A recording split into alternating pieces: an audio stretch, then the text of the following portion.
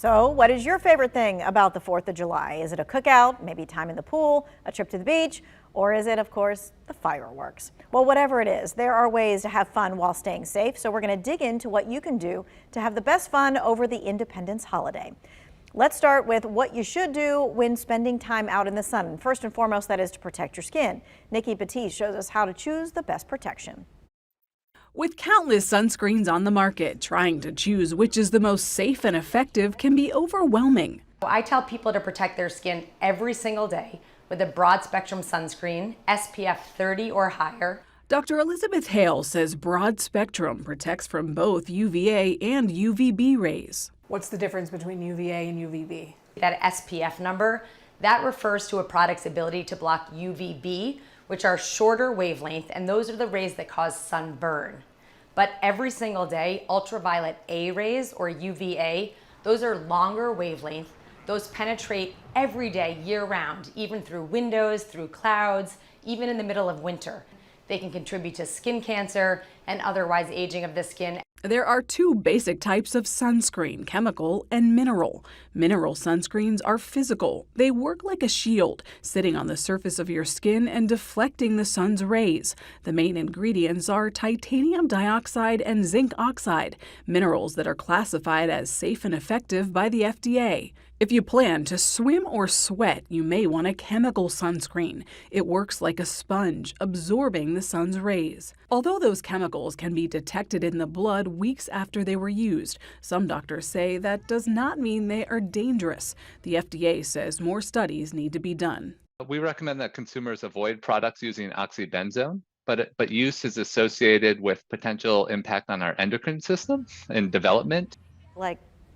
So to prevent skin cancer, Dr. Hale says it's important to wear sunscreen every day and get a skin exam once a year. If you're worried about sunscreen chemicals, they say you need to try a product for children. It has fewer chemicals and it's just as effective.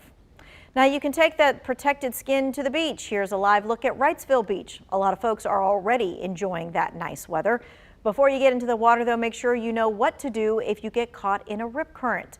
First, keep an eye out for those beach flags. That's right, red means that the surf is high or currents are dangerous. 2 red flags means extreme danger. You just don't even get in the water.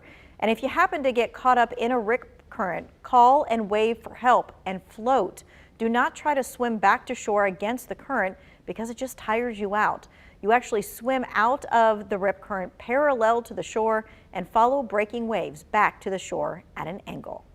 If you see a sectioning of a wave, if you see a band of foam moving seawardly, that's a telltale sign that there is a rip current. You want to stay out of that area. If you're not a very competent swimmer or you're not used to going out in turbulent water or surf, I would suggest not going out at all.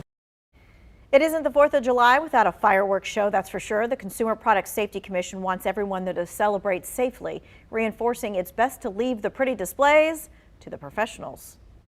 My bones were broken. This 4th of July holiday marks 1 year since Josh Beal was severely injured when a firework malfunctioned. As soon as I lit the fuse, it went off. I couldn't even move. And it took the whole top of my hand off. And it got my ear. There was blood everywhere. Josh spent 8 days in a trauma center and needed 3 extensive surgeries. It's the worst thing I've ever been through. He had some really bad PTSD, and I think it was the dark, because all that happened in the dark. New data from the Consumer Product Safety Commission shows more than 10,000 fireworks-related injuries last year, 73% during the month around the 4th of July holiday. 11 people died. The most common injuries were caused by firecrackers, sparklers, and mortars.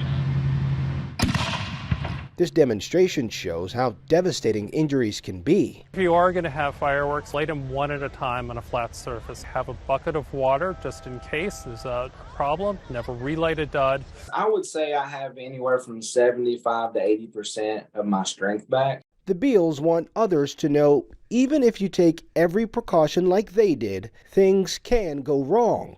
I hope if anything out of all this, I can save somebody this year or make somebody think twice about being safer about fireworks. I would not want anybody to see somebody go through what I went through. It's a great holiday and we love for what it stands for, but leave the pyro shows to the professionals. That is the safest way to enjoy fireworks on the 4th. Of the nearly dozen fireworks deaths reported last year, the victims ranged from 11 to 43 years old.